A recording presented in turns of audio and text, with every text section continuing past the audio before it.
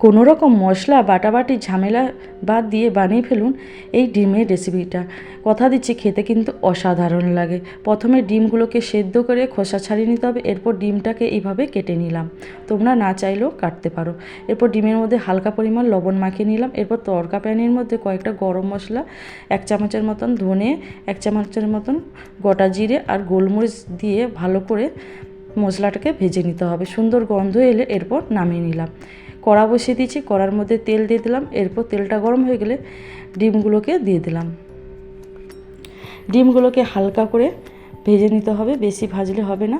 দেখুন এই রকমই ভেজে আমি তুলে নিচ্ছি। এরপর সেই তেলের মধ্যে দিয়ে দিলাম পেঁয়াজ, ক্যাপসিকাম আর একটা টমেটো। হালকা করে ভেজে তুলে নিতে হবে, বেশি ভাজলে কিন্তু হবে না। এরপর কড়ার মধ্যে দিয়ে দিলাম অল্প পরিমাণ তেল আর দিয়ে দিলাম পেঁয়াজ কুচানো। পেঁয়াজটা হালকা ভাজা হতে থাক। এরপর এদিকে আমি কয়েকটা কাজু, পোস্ত আর টক দই দিয়ে ভালো করে মিহি করে পেস্ট বানিয়ে নিলাম। এরপর রসুনটাকে আমি থেঁতা করে দিয়ে দিচ্ছি। রসুনটা ভাজা হয়েছিল, এরপর কাজু বাটাটা দিয়ে দিলাম।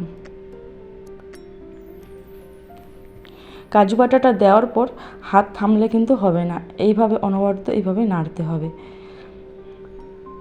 এরপর মিক্সির ধোয়া জলটা অল্প পরিমাণ দিয়ে দিলাম। দেওয়ার পর এদিকে আমি দিয়ে দিলাম 1/2 চামচের মতন দিয়ে দিলাম লঙ্কার গুঁড়ো আর দিয়ে দিলাম স্বাদ মতন লবণ। দিয়ে ভালো করে মশলাটাকে কষতে হবে। মশলাটার মধ্যে সুন্দর একটা কালার এসলে এবং তেল ছেড়ে গেলে এরপর দিয়ে দিলাম ভেজে রাখা ডিম, পেঁয়াজ, ক্যাপসিকাম আর টমেটো দিয়ে এইভাবে কষে নিতে হবে। এরপর দিয়ে দিচ্ছি অল্প পরিমাণ জল